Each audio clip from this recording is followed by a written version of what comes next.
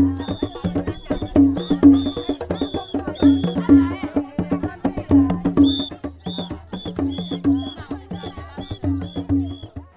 m'appelle Paul, j'ai 19 ans. Je souhaite faire un service civique pour vivre une expérience enrichissante à l'étranger. Donc je pars à Dakar, dans le département de Pikine.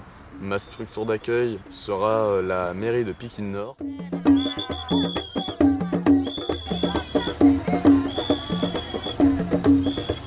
On va intervenir sur la durée de ma mission dans 5 écoles élémentaires. Je vais faire des animations et de la sensibilisation auprès des enfants sur le développement durable, sur 3 thématiques différentes. Pour la thématique de l'aménagement des espaces verts, on fait une sortie pédagogique à la pépinière de J-Pop à Gedjawai, là où les enfants apprennent comment faire pousser et entretenir des plantes. Pour la thématique de l'eau et l'assainissement, nous faisons une sortie à la station d'épuration des eaux usées de Cambérène. Lors de la 3e séance sur la thématique gestion des déchets, nous avons réalisé des poubelles en réutilisant des bidons. On a fabriqué des poubelles, on les a peintes, puis on les a accrochées un peu partout dans l'école pour que les élèves et toute l'école puissent jeter leurs déchets autre part que par terre. Le reste du temps, je travaille à la mairie, je regarde et je découvre un peu les domaines dans lesquels ils agissent. Essentiellement du coup pour la commission jeunesse et développement qui est présidée par mon tuteur et par Yann Mondian, avec lequel je travaille. Et sinon, il y a pas mal de temps où je n'ai pas vraiment d'activité concrète à faire. Et donc je vague à mes occupations. En l'occurrence, je suis en pleine recherche de formation pour l'année prochaine. Si je devais citer des obstacles et des freins à ma mission, ce serait le temps élastique au Sénégal. Il y a pas mal de laxisme sur les horaires et sur la ponctualité.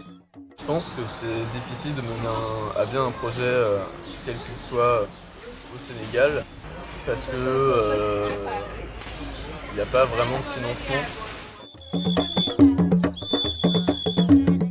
Ce qui me plaît, c'est l'accueil chaleureux et la convivialité qu'il y a entre les gens. C'est le fait aussi de vivre en communauté. Enfin, c'est quelque chose qu'on ressent beaucoup ici, hein, la communauté, la famille, c'est très important. On fait à peu près tout en famille, les familles vivent ensemble, de la grand-mère, aux petits-neveux, aux cousins, l'oncle, les tantes, etc. Donc c'est très fort. Voilà, je peux vraiment découvrir comment ils vivent au quotidien, manger avec eux. Je partage la chambre de mon tuteur également. Je côtoie ses amis et son entourage. Ensuite, bon, forcément, il y a des petits moins dans tout ça, comme par exemple, si me désenchante un peu, c'est le fait de toujours être sollicité par rapport à l'argent. C'est un peu pesant sur le long terme. Quelque chose qui est assez compliqué aussi à gérer, c'est le fait d'arriver avec son ordinateur, son appareil photo, son smartphone, sa grosse valise, et en fin de compte de ne pas trop savoir, enfin voilà, je pense qu'il y a un équilibre à trouver. Qu'est-ce que je dois montrer, qu'est-ce que je dois garder pour moi, qu'est-ce que je peux dire, qu'est-ce que je peux pas dire, parce que ça peut susciter, je sais pas, de la jalousie, de la haine. Plat préféré, il n'y en a pas qu'un. J'aime beaucoup le tchéboujen, mais le tchouboulette aussi. Le bar al saloum, et le tchéboukedjar, et le soupe à kanya.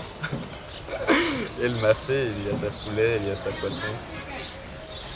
Et le cébon et la salade ordinaire. Non, j'aime tout en fait.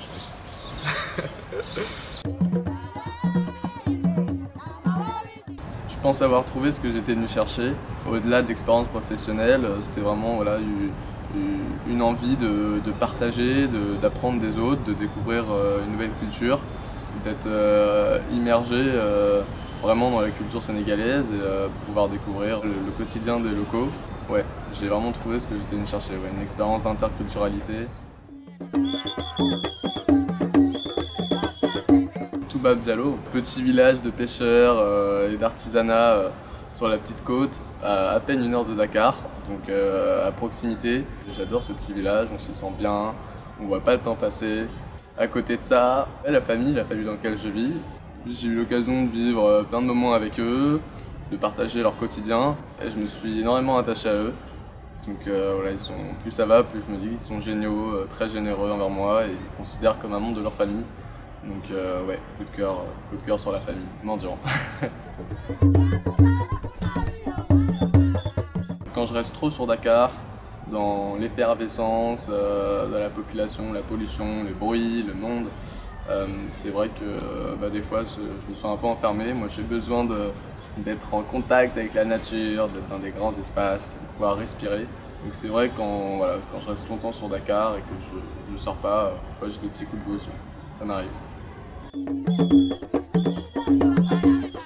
Sur les enfants de la maison de temps en temps, parce qu'ils sont, ils sont un peu, voire souvent indisciplinés, et donc c'est un peu difficile, enfin ça pèse sur 6 mois, ça pèse un peu des fois de devoir partager l'intégralité de son intimité.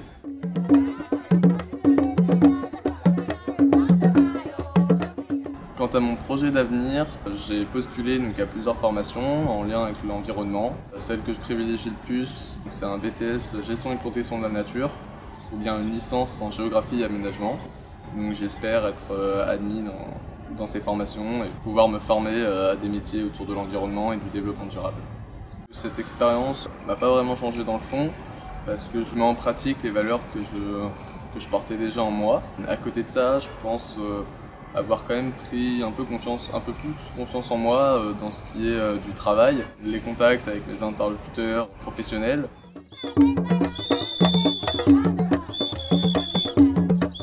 Si je devais recommander le service civique, j'encouragerais vraiment tous les jeunes qui ont l'opportunité de le faire, de se lancer dans cette expérience parce que c'est vraiment un enrichissement personnel et professionnel énorme et c'est une chance de pouvoir voyager, d'avoir un cadre aussi d'accueil et de pouvoir évoluer à l'étranger.